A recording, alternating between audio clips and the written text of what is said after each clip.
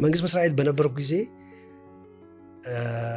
በጣም አነስተኛ ደሞዝ የሚከፈልህ ግን እምነቴ በጣም ጠንክሬ መስራት እንዳለብኝና መሰራው ለመንግስት ለሀገር ብቻ ሳይሆን ለራሴም ነው። በዛ ሂደት ራሴን እገነባለሁ። ትጉ የምትለው አይነት የመንግስት ሰራተኛ ነበርኩ ማለት እችላለሁ። እና ያን ከልቸር ይዤ ወደ ፕራይቬት ሴክተሩ ስመጣ ከፍተኛ አፕታይት ነበረኝ የመስራት እና ሎየሮች አንድ ቢዝነስ እንዲሳካ ነው ማድረግ ያለባቸው እና ላስት ተናጋሪዎች መሆን አለባቸው። ፍርድ ቤት ጋር ነው። ፍርድ ቤት ሲሆን ኦፍኮርስ መድረኩ ያንተ ነው።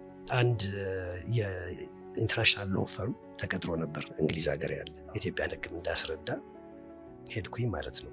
ለመጀመሪያ ጊዜ ሎ ፈርም ሴቲንግ ውስጥ ከነሱ ጋር ከጠዋት እስከ ማታ ቆየው ማለት ነው። 1-2 ሳምንት ሁሉንም ቀን የተለያየ አይነት ፒዛ እየቀረበ እየተሰራ ይበላል እንጂ ምሳ ምናምን ረፍት የሚባል ነገር የለም። ኢትስ ላይክ ማሽን ነው የሚሰሩት ከጠዋት እስከ ማታ ነንስቶፕ። እና እኔ አብሬያቸው ሆኜ የኔ ኮንትሪቢዩሽን የተወሰነ ነው፣ ሌሎችም አሉ።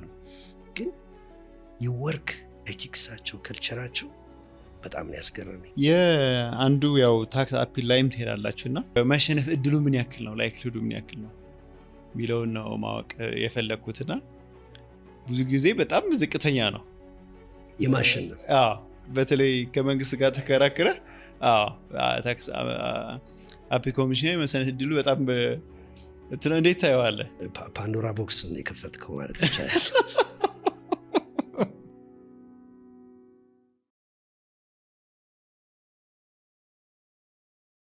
ዓለምን የሚያራምዳት ማን ነው? አንዳንዶች ጊዜ ይላሉ፣ አንዳንዶች ጉልበት ሲሉ፣ እኛ ግን ሰው ነው እንላለን። ፊሶን ቅንጡ መኖሪያ ቤቶች ለጎበዝ ሰው ደሞዙ። ኑ ዓለምን የሚያራምዷት ሰዎች ጎረቤት ይሁኑ። ፊሶን ሪል ስቴት ለተሻለ ኑሮ። ቆይ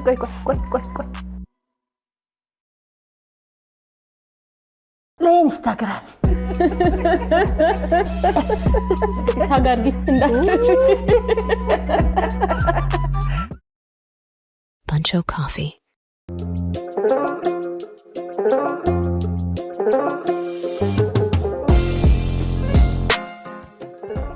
ሰላም ለናችሁ። ይህ መሪ ፖድካስት ነው። የዛሬ እንግዳችን መስፍን ታፈሰ ነው። መስፍን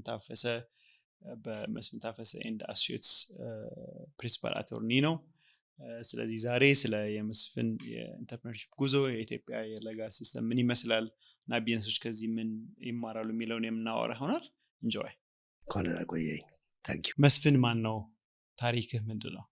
እኔ የተወለድኩት አዲስ አበባ ተክለ ሃይማኖት የሚባል አካባቢ ነው። ያደግኩትም እዚሁ ነው እና በአብዛኛው በትምህርት ላይ በማተኮር በመስራት ላይ በማተኮር እና ሪሊ ጽኑ የሆነ ተቋም ለመፍጠር የሚጣጣር እና መንገዱን የያዘ አርገት ገልጾት ይችላል። ያው ትልቅ የመንግስት መስሪያ ቤት ትመራ ነበረ። ያው ከብዙ ካሪየሮች በኋላ የሲቪል ሰርቪስ ኮሚሽን ከዛ ለቀህ ነው ወደ ቢዝነስ የጀመርከውና ምን አነሳሳ?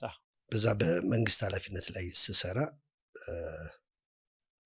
በጣም እኔ እንደ አንድ ግለሰብ ባለኝ አቅም ለውጥ አመጣለሁ ብዬ ማምንበት ድረስ ነው የሰራሁት እና ያ እምነት ከውስጤ መጥፋት ሲጀምር እስቲ ደግሞ ይሄ ብቃኝና በግሉ ዘርፍ ደግሞ ልሰማራ በሚል ነው የመጣሁት እንጂ እኔ ለውጥ አመጣለሁ ብዬ ባምንና ብቀጥል ለሀገር የመስራት በጣም ትልቅ ኩራት የሚሰጠኝና በጣም ሞቲቬት የሚያደርገኝ ነገር ነው። እንዲያው የሚገርም እንደዚህ አይነት ኃላፊነት ተመልሼ በኋላ አንድ ሳምሶናይት ይዤ ወደ ቢዝነሱ ስገባ በጣም እዛ በፊት መንግስት ላይ ሆኜ ይዤ የነበረው ዓላማና ትልቅነቱ አገራዊነቱ በጣም አሁን ደግሞ ምንድነው ሪሊ ጎሌ ምንድነው የምለውን እንድጠይቅ አድርጎኛል ማለት ነውና ለካ ለውጥ ማምጣት በግሌ አልችልም። ግላስ ሲሊንጉ ላይ ደርሻለሁ ስል ሰማዩን አየዋለሁ ግን ልነካው አልችልም። እሱ ጋር ስደርስ በቃ ወደ ግል ሴክተሩ መዞር አለብኝ ብዬ ነው እንትን ያልኩት እንጂ ቆይቼ ብሰራም ደስ ይለኝ ነበር ብዬ ነበር ማስበው። እንዴት ነበረ ታዲያ? አይ ቲንክ ኮሚሽነር ነበርክ። በጣም ኮምፎርታብል ላይፍ ነው፣ ሪስፔክትድ ነው የምትሆነው በብዙ ሰው። ፍሬሽ ስታርት ደግሞ እነዛን ሁሉ ፕሪቪሌጆችን ትተህ ነው ላይፍ ስታይል ዳውንግሬድ አድርገህ ነው ወደዚህኛው የምትገባው እና የመጀመሪያዎቹ ወራቶች አመት ምን ይመስል ነበረ? በጣም ፈታኝ ነው ማለት ይቻላል። ምክንያቱም ራስን እንደ ህዝብ አገልጋይ ካየ እና ሰርቭ የምታደርገው ሰርቭ ከምታደርገው ዓላማ ስኬት አንጻር ካየው ኮምፎርታብል አይደለም። ኃላፊነቱ በጣም ከፍተኛ ኃላፊነት ነው። በኋላ ደግሞ ያን ኃላፊነት እንደማትወጣ ከተሰማ ኢምፖተንስ ነገር ከተሰማ የበለጠ ይከብዳል። ስለዚህ እኔስ አክቹሊ እና ያ የምታየው ኮምፎርት በስነ ልቦና ኮምፎርት መተካት አለበት እና ያንን መተው ያን ያህል ትልቅ ግብዓት ነገር ሆኖ አልተሰማኝም ለኔ። ምክንያቱም ዋናው ለዓላማውን ላሳካ እችላለሁ ወይ ልሰራ እችላለሁ ወይ ብዬ ማመንና ለማመኔ ነው። ከዛ በኋላ ኦፍኮርስ መንግስት ቤት ትልቅ የመንግስት ቤት አለ እኖርበት የነበረው። እንደገና ደግሞ ትልቅ መኪና አለ ለራሴም ለባለቤቴም ልጆችን የሚያደርስ ምን የሚል ሾፌር አለ። ከዛ ወጥተህ የቤት ኪራይ ፈልገህ አቅምህም ትንሽ ስለሆነ ምንም ነገር ስለማይኖርህ በዛ ጊዜ ትክክለኛ የመንግስት ሰራተኛ ከሆንክ ምንም አይኖርህም እና የቤት ኪራይ ውስጥ መግባት፣ ከዛ ለሚኒባስ እንደገና መሰለፍ እና ከአንድ ታክሲ ወደ አንድ ታክሲ እየዘለልክ እና ስራ መፈለግ በጣም ያው ቻሌንጅ አለው። ግን ያው ጎል ደግሞ ሴት ካረግ ያው ጎልን ስለምታየው እዛ ደርሳለሁ ብለህ ስለምትሰራ እነዚህ አይነት ነገሮች እንደሚያልፉ ይገባሃል።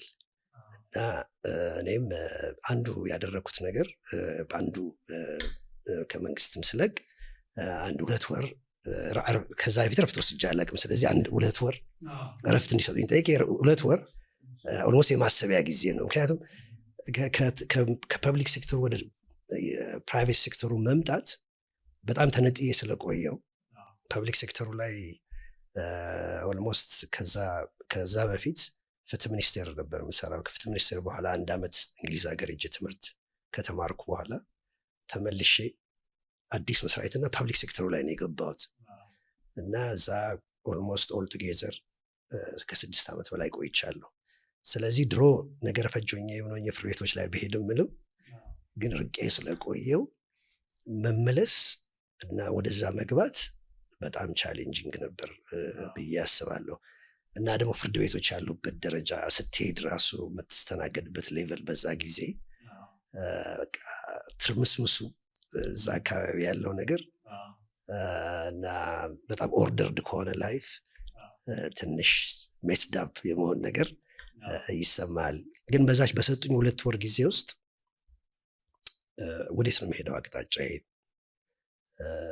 ምንድን ነው ማረጋገጥ ያሉብኝ ጎሎች፣ መጀመሪያ ምናልባት ኢኮኖሚክ ሴኩሪቲ ሊሆን ይችላል ለቤተሰቤ፣ ከዛ ቀጥሎ ደግሞ በፕሮፌሽን ደረጃ ማደግ፣ የቱ ጋ ነው ሊጋል ማርኬቱ ምን ይመስላልና የቱ ጋ ነው መግባት ያለብኝ የሚለውን ነገር ቁጭ ብዬ በጽሁፍ ለመስራት እድሉን ሰጥቶኛል። ጎሎችን በትክክል አስቀምጬ ሜዥረብል የሆኑ ጎሎች፣ በዚህ ጊዜ እዚህ ቦታ መድረስ አለብኝ። ኦልሞስት 10 ዓመት ወደፊት በደንብ ለመጻፍ ችያለሁ። መንግስታዊ የቆየሁበትም ነገር እንደዚህ አይነት ትምህርቶች ሰጥቶኛል። በዛ ጊዜ ስትራቴጂክ ፕላኒንግ፣ እንደዚህ ስኮር ካርድስ፣ የተለያዩ አይነት ትሬኒንጎች የመውሰድ እነሱን ነገር የማስፋፋት ሪፎርም የመስራት ላይ ስራ ላይ ስለነበርኩ አክቲቭ የሆነ እንትን ነበር ማለት ነው። እና ስለዚህ የማሰቢያ ጊዜ በአመሰግናቸዋለሁ ሰጥተውኛል እና የማሰቢያ ጊዜን በደንብ ተጠቅሜበታለሁ። ከዛ እነዚህ ፊዚካል ዲስኮምፎርቶች መጀመሪያ ያሉት ዲስኮምፎርቶች ቀስ እያሉ የራሴን ቤት እንደምሰራ ከዛ ደግሞ እንደሚሆን የታወቀ ነው።